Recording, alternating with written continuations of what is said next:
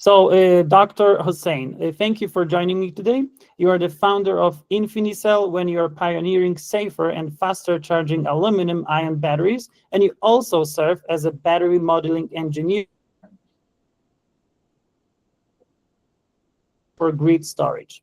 I'm Karol Kaczmarek, the co-founder of Net Zero Camper, and I'm confident that our readers and listeners are keen to learn how your experience across this chemistry can shape the future of energy storage. So that will bring us to the first question about the InfiniCell origin story. If you could tell us what motivated you to found InfiniCell and pursue aluminum ion instead of, for example, refining lithium ion further. Sure, yeah. First of all, thank you for having me. I appreciate this, and I'm glad that we get a chance to talk.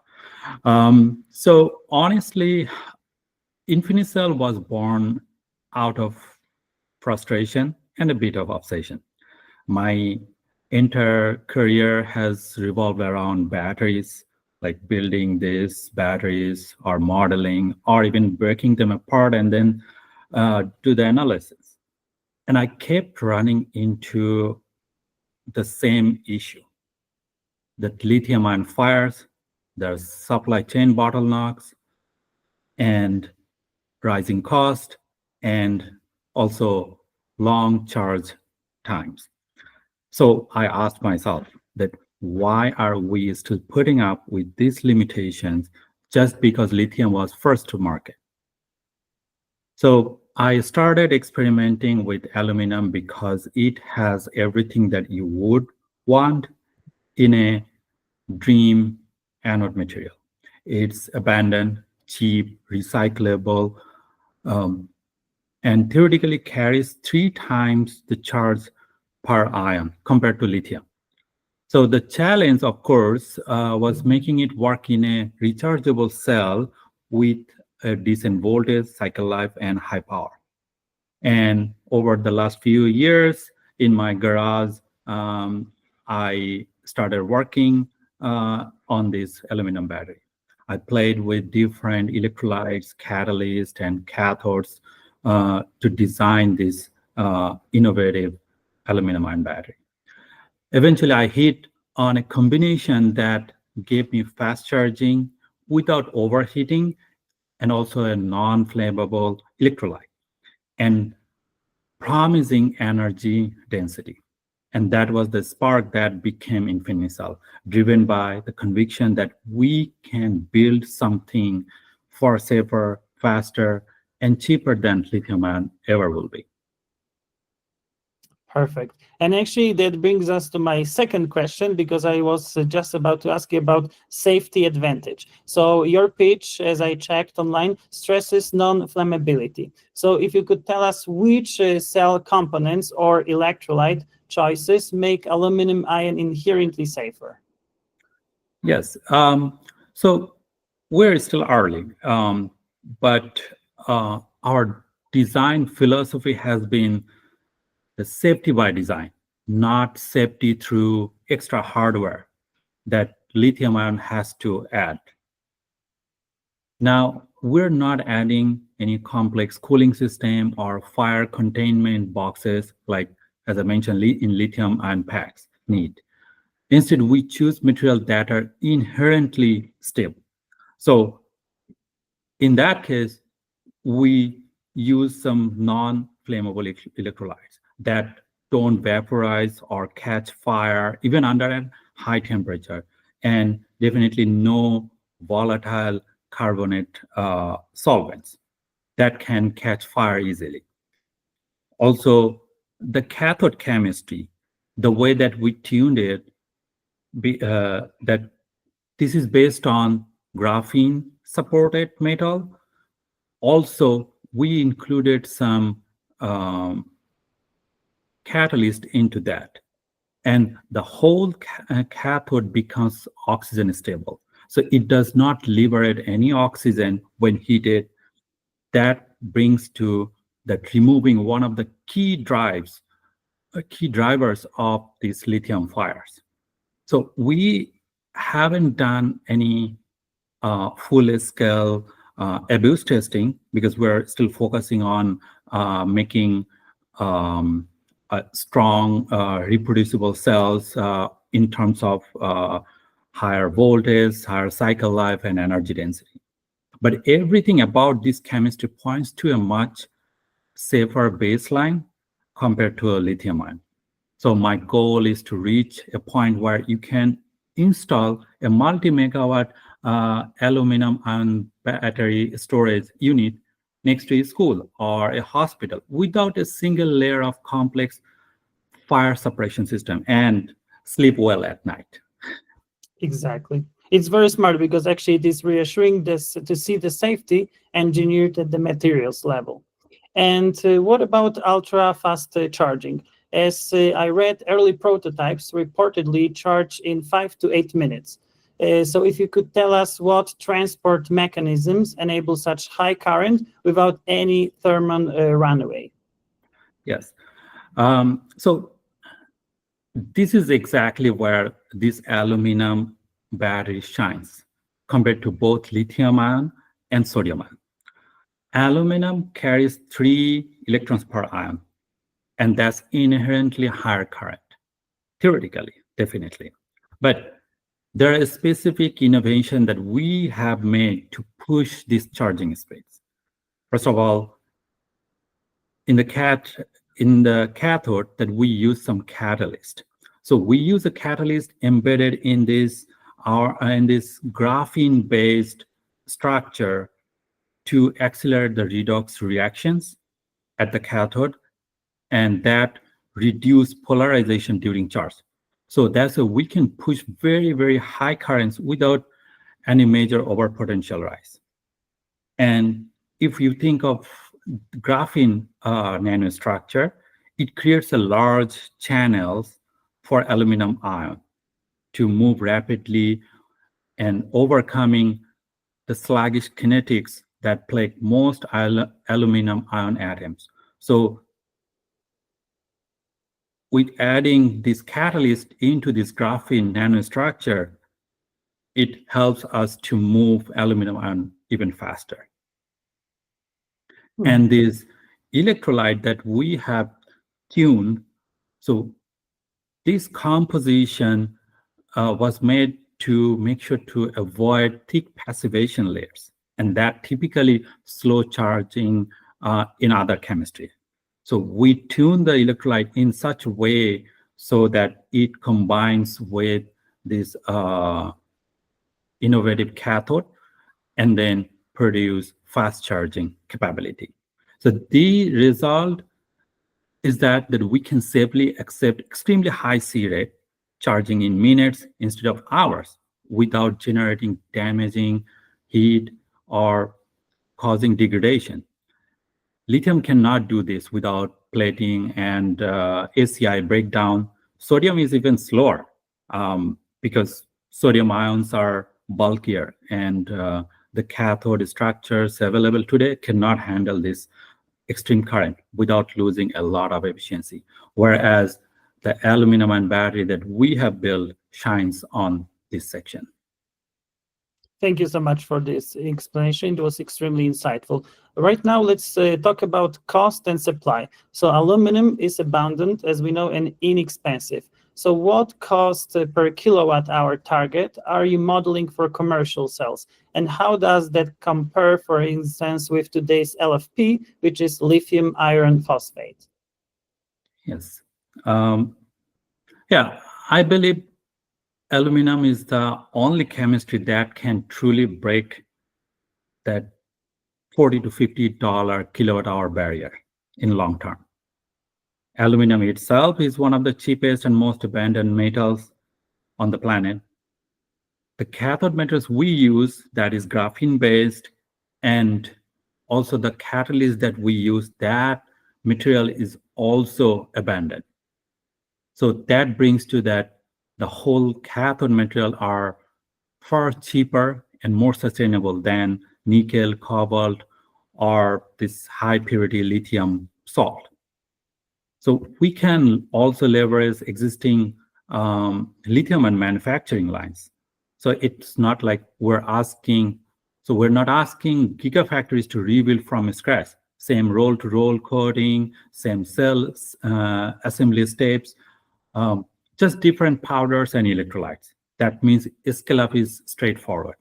So compared to LFP cell or to sodium, it's cheaper than any lithium or sodium in theory. And if you just compare only the sodium, yes, it's cheaper than lithium-ion, but you're still dealing with layered oxides, cathodes that are nickel or manganese heavy. So you don't get the same energy density. And even in LFP cell, you still don't get same energy density like NMC cell. That means that aluminum wins on both cost and performance potential that other chemistry will not provide. Okay, thank you so much. You recently started a WeFounder campaign.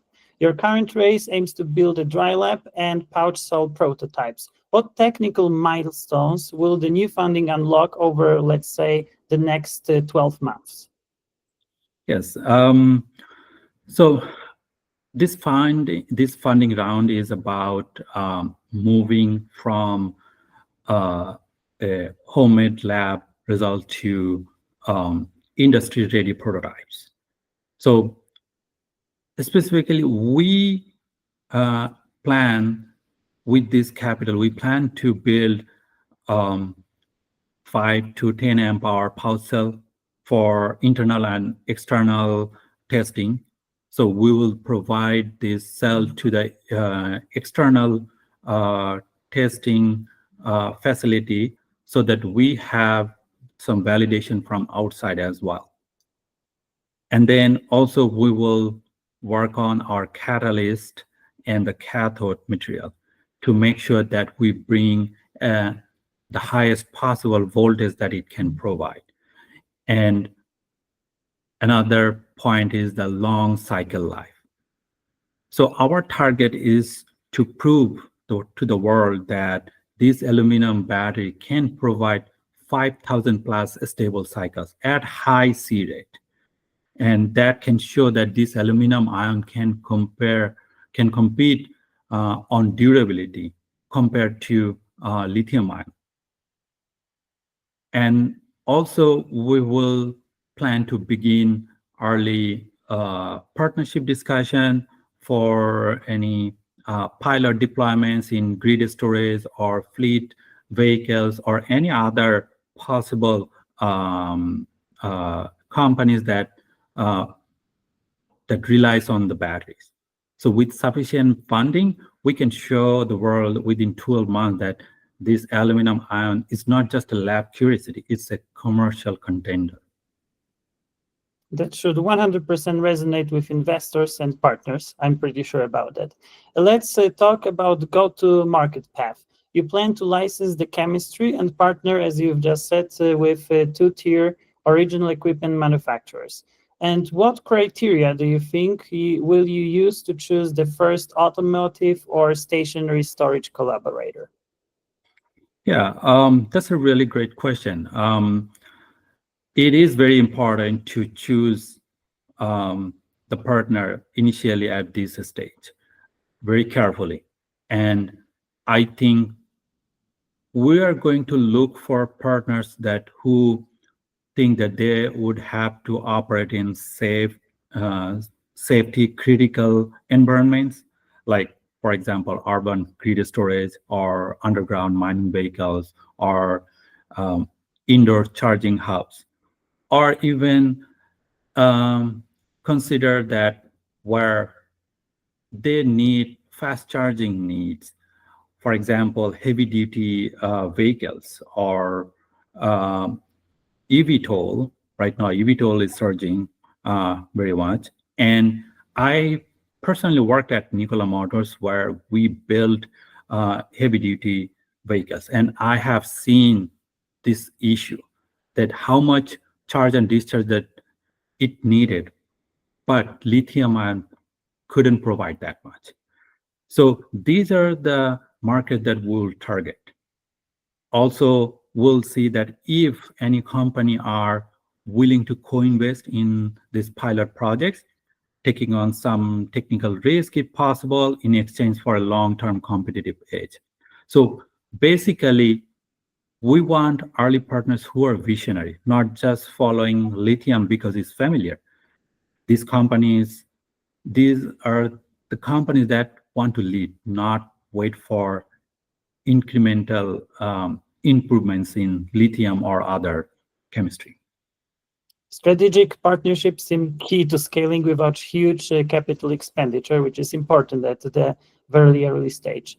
What about regulatory tailwinds? New safety mandates, such as, let's say, China's 2-hour containment rule, favor safer chemistries. How are you positioning InfiniCell to capitalize on those standards? Yeah, so what we've seen so far now, after a long time in this world with the full of like EV regulatories, because EV is surging. So governments are waking up to the fire hazards of lithium-ion, especially after some incidents like in energy storage, in the US, South Korea, China, all different countries, they have seen all these issues. So new rules like China's 2-hour containment requirement make large lithium-ion installation complicated and expensive because you need heavy enclosure, venting, and fire suppression.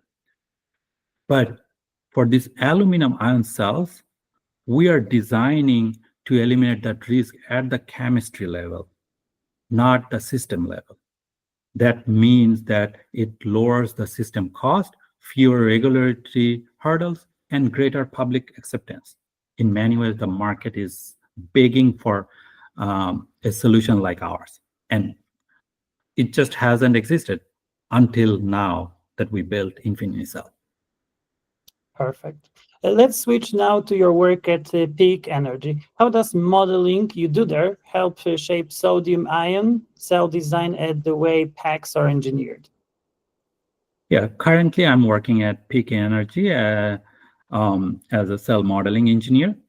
So here I lead the cell modeling for sodium-ion. We use physics-based model and data-driven models, as well as electrochemical or equivalent circuit model to predict thermal behavior, the voltage performance, the life degradation, and all other safety margin under this real-world duty cycles. This work ensures that our sodium-ion packs are as safe and cost-efficient as possible without compromising the performance much. But even while we're leading this work, I see sodium-ion as only a partial answer. It reduces cost, but doesn't fundamentally solve safety and performance bottlenecks. Sodium is still flammable. It still needs big enclosure for this fire protection, and it's still heavier, bulkier than lithium or aluminum option. So, sorry. Yeah, no, yeah. Because I was thinking, what have you learned about thermal stability and cycle life for sodium ion at grid relevant temperatures compared to exactly lithium ion? Yeah. So from my experience, that sodium ion offers lower cost and better cold weather performance, but it sacrifices too much energy density and it still carries fire risks. Lithium is more energy dense, but expensive and dangerous. So for both chemistry need large safety buffers and infrastructure cost to mitigate this fire hazard. But in contrast, aluminum ion has the potential to change this equation entirely, safe by design, fast charging, cheap, and scalable. That's why I'm building InfiniCell for considering this performance and the cost and safety issue. And what about future landscape? Over the next decade, let's say, which applications do you expect each chemistry to dominate, and could, for example, hybrids play a role? Yeah, so if you consider all these three chemistry, lithium-ion, sodium-ion, and aluminum-ion that I have worked on personally on all these three chemistry. So in that case, lithium-ion batteries today typically deliver around 220 to 280 watt-hour per kilograms for high-performance EV cell. And maybe sometimes it can be pushed to 300 in the lab condition probably. But they come with major drawbacks. As mentioned multiple times, that fire, so flammable electrolytes, the risk of thermal runaway above 150 degrees Celsius, and another problem is the rising cost because of these materials like lithium, nickel, cobalt. They're being scarce. So prices have bounced back probably a little bit, but it's just a temporary dip. And always there will be a fire or safety issue that people have to consider, and that will add extra cost. Now let's consider sodium ion in that case. So sodium ion is cheaper alternative, and it can be 50 to $80 per kilowatt hour. And because that's abundant sodium salt. Now, but the problem is that it's heavier and bulkier. So in the real world cell, that can actually become more than $100 watt hour per kilograms. And also problem is that other way that is still not providing enough energy compared to lithium. So almost 40 to 50% less energy that it can provide. So despite this cost advantage, sodium cells are still flammable and use similar organic solvents. So you still need big, expensive enclosure to meet the safety rules. In many cases, sodium is just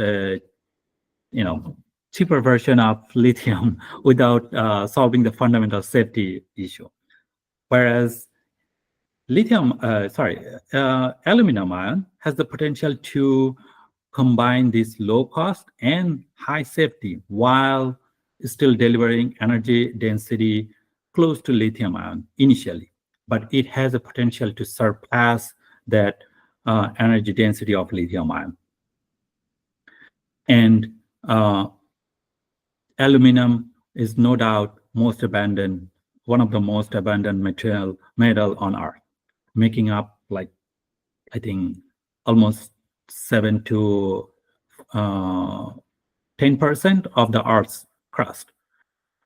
So it brings to cost, which is almost less than $3 per kilogram. So compared to lithium carbonate that fluctuates in the $15 to $25 per kilogram range. So our chemistry uses these non-flammable electrolytes and avoids oxygen-liberating cathodes, meaning the cell can tolerate the temperature well above 200 degrees Celsius without the runaway chain reaction that you see in lithium or sodium. So when you look at all these trade-offs, then you can clearly see that what is the future, that people are begging for that future. And that's why I believe that aluminum ion is not just another alternative like sodium, but it is a chemistry that can leapfrog both lithium and sodium in every meaningful way. Extremely promising, especially because that projection ties the science back to practical market impact. So before we wrap up, is there anything important we have not covered that you would like to add? I think most of the things we have covered also, but still I would like to say something to our audience that I believe the future of electrification won't build on this lithium forever. So we need something safer, faster, cheaper, and more sustainable. And aluminum ion is that solution. I started InfiniCell to prove that we don't have to accept lithium's compromises, fires, cost, long-range charge times, as inevitable, as this is inevitable completely. So with the right chemistry, we can build a battery that you trust near your people, that charges as fast as like refueling a car, and that does not rely on scars or any toxic materials. So that's the future that I am building, and that's what this WeFounder race is helping make this real. Thank you. Tofa, thank you so much for sharing these insights. As you know, we'll publish the highlights on Net Zero Compare, so our audience can see how the technologies you are working on, guided by rigorous modeling, may shape the next wave of affordable and, let's hope, safe energy storage. Okay. Thank you.